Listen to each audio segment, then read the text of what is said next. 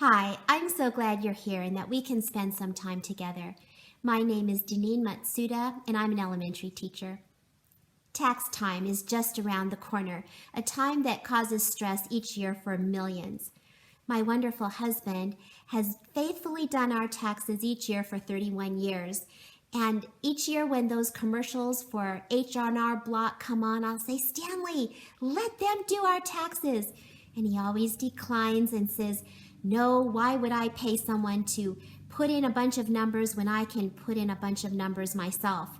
Except that putting in all those numbers takes hours, days, weeks for him, and each year it has gotten more and more complicated. This year, he called to me one night, Deneen, come here. When I got there, he was pointing at his screen. He said, what does this even mean? So I read it out loud from TurboTax. When QBI losses are present, IRS regulations require they be used in a first in, first out order, going year by year. QBI, had to look that up. Qualified business income deductions.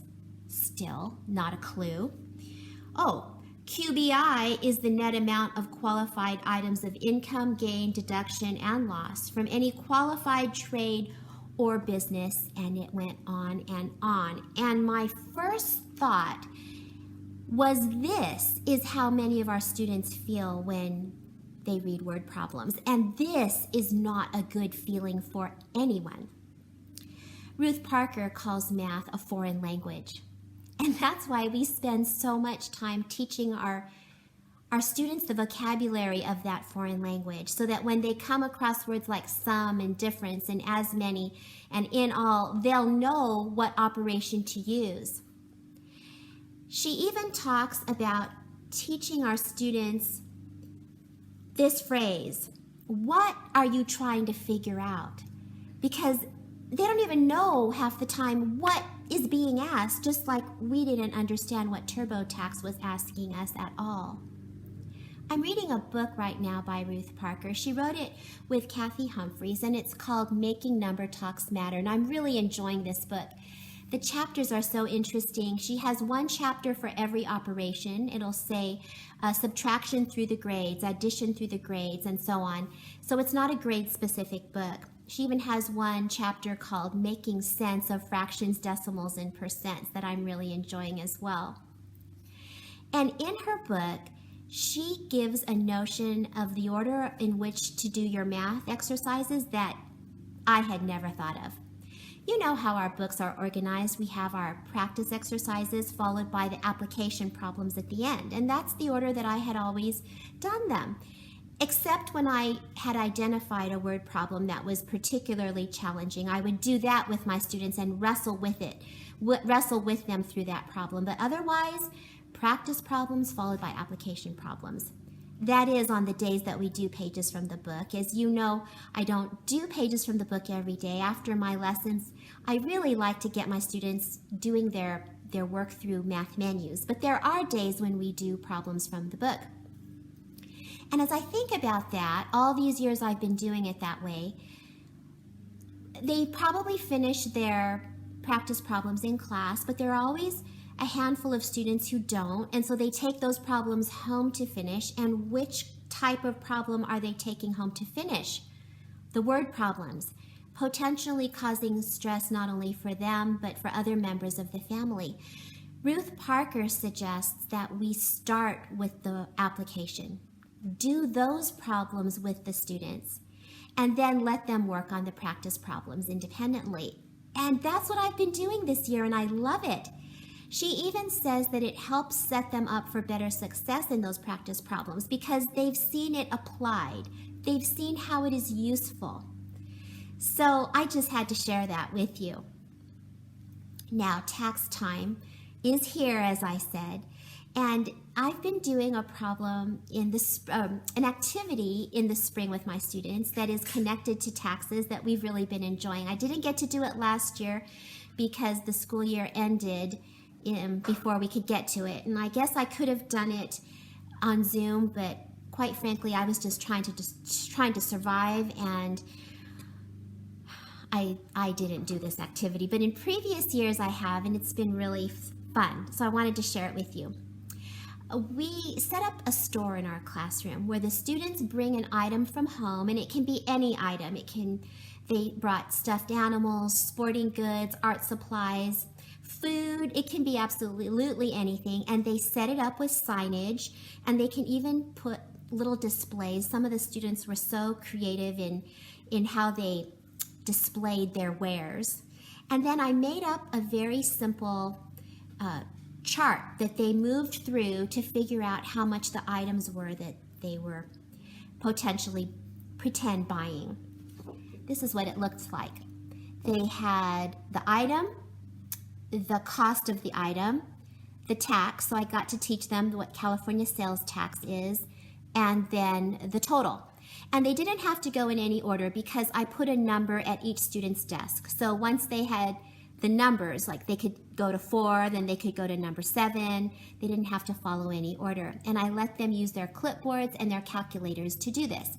And I only had them do the first half of the class, like, half of the students first. And then I checked. I had gone through and calculated. I did it with them. I had my clipboard and I did it too. And then we corrected so that we could see where their mistakes were, where they had gotten confused, so that we could clear those issues up. And then the next day they would complete the rest of the class.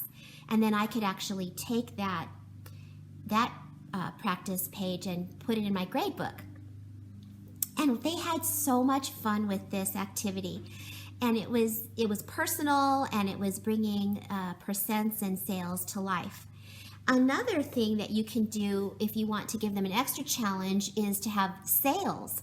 The item, the cost, the percent off, and then the tax of that, and then the total. That could be an extra enrichment activity for your students. And then another thing that I like to do is make them hunters, looking for ads that don't quite add up. And they can either find such ads online, or even better, when they go out in the community and find real ads. I'd like to start by showing one that I found on the internet some years ago. It's from Circuit City, which sadly is no longer a business, but maybe you've seen this ad. You can find it on Google.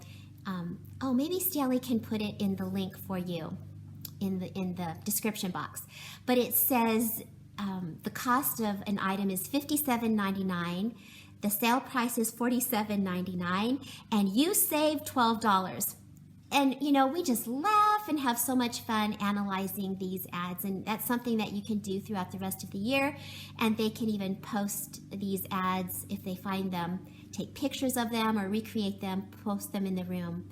It makes them just so much more aware of what's around them.